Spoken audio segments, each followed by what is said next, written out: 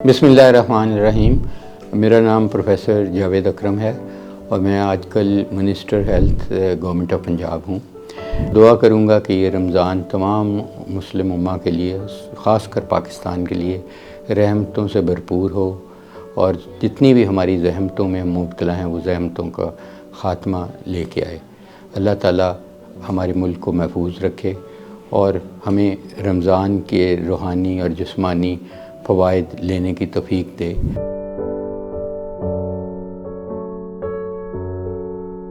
देखें, रोज़ा तो मेरी अपनी बहुत तहकीक है इस पर और भी दुनिया ने तहकीक की कि हमारे जिस्म के लिए, इंसानी जिस्म के लिए बहुत अच्छा है कि हम एक माह रोज़े रखते हैं और उसमें हमारे जितना भी मेटाबॉलिज़्म है वो मेटाबॉलिक स्विच करता है।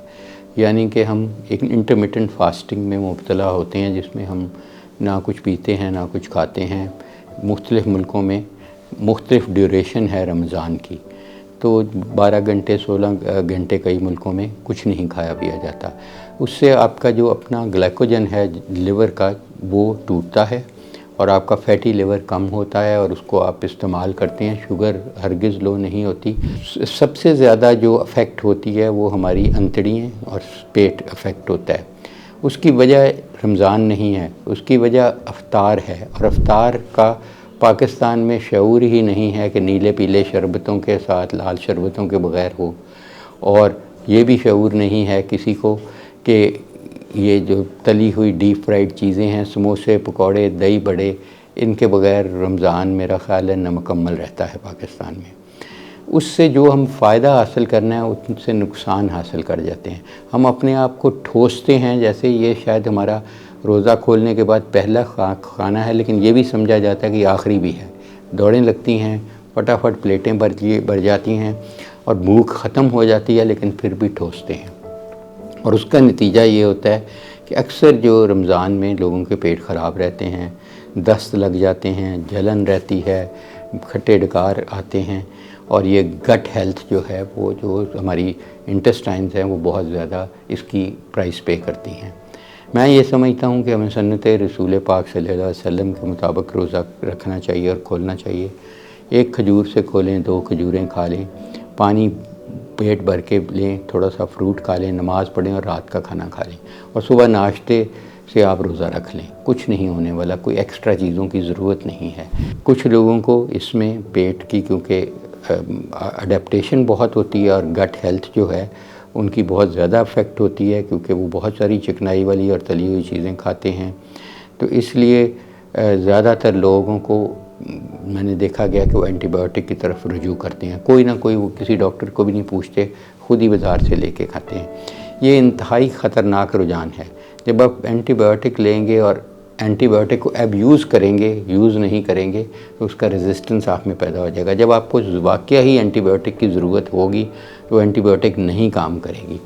इसमें बहुत मुफीद दवाइयाँ हैं हमारे पास अल्हम्दुलिल्लाह, वो आपकी गट हेल्थ बेहतर करते हैं। जो आपके माइक्रोबायोटा है, जो आपकी गट के अंदर जो माइक्रोबर्म्स हैं, जो आपके इस तरह के जर्म्स हैं जो आपको अब्जॉर्प्शन भी बेहतर करते हैं, आपकी मोटिलिटी भी गट की बेहतर करते हैं और आपका बहुत चीज़ें विटामिन के वगैरह इस किस्म की विटामिन्स भी बनाते हैं। और इन प्रोबायोटिक्स को, जिनमें प्रीबायोटिक्स, पोस्टबायोटिक्स और प्रोबायोटिक्स शामिल हैं, और नई टर्म है सिम्बायोटिक्स, कि ये आपकी सिनर्जी सही करते हैं गट की जो मोटिलिटी ख़ासकर ये बहुत अच्छी बेहतर करते हैं। गट की जो अंदर इंटरनल आपका एटमॉस्फेयर है गट का, उसकी हेल्थ को इन्हांस करते हैं। जो अच्छे वाले बैक्टीरिया हैं उनकी पॉपुलेशन बहुत ज़्यादा बढ़ा देते हैं गट में, और जो हार्मफुल बैक्टीरिया हैं जो आपको हार्म कर सकते हैं उनको सप्रेस कर देते हैं। तो ये एक अल्हम्दुलिल्लाह अल्लाह ताला ने इसमें प्रोबायोटिक्स में और सिम्बायोटिक्स में बहुत ही शफा रखा है। और अब अच्छी चीज़ यह है कि मुख्तलिफ़ कंपनीज़ इसको पाकिस्तान में बड़े अच्छी प्राइस पे इंट्रोड्यूस किया है, जिसकी वजह से कंपेटिटिवनेस है, कंपटीशन है, तो ये लोगों को एक बहुत अच्छी प्राइस पे ये मुहैया है। और इसको अब डिफरेंट फ्लेवर्स में भी है अवेलेबल, ख़ासकर उन बच्चों के लिए जो आम तौर पे दवाइयों से भागते हैं। अगर आप उसमें स्ट्रॉबेरी फ्लेवर वगैरह इसके तरह के देखें तो ये भी है। और वो बच्चे बड़े शौक़ से लेते हैं। कोशिश ये करें इसको दूध में डाल के नहीं लें, पानी के साथ लें तो ज़्यादा इफ़ेक्ट होता है। और मैं उम्मीद करता हूँ कि विद और विदाउट प्रोबायोटिक्स आपकी गट हेल्थ बहुत अच्छी रहेगी, क्योंकि अगर आप बीमार होंगे, आपकी अंतड़ी की आपको तकलीफ़ है, पेट की तकलीफ़ होगी और आप बीमार होंगे तो सारी फैमिली सफ़र करती है।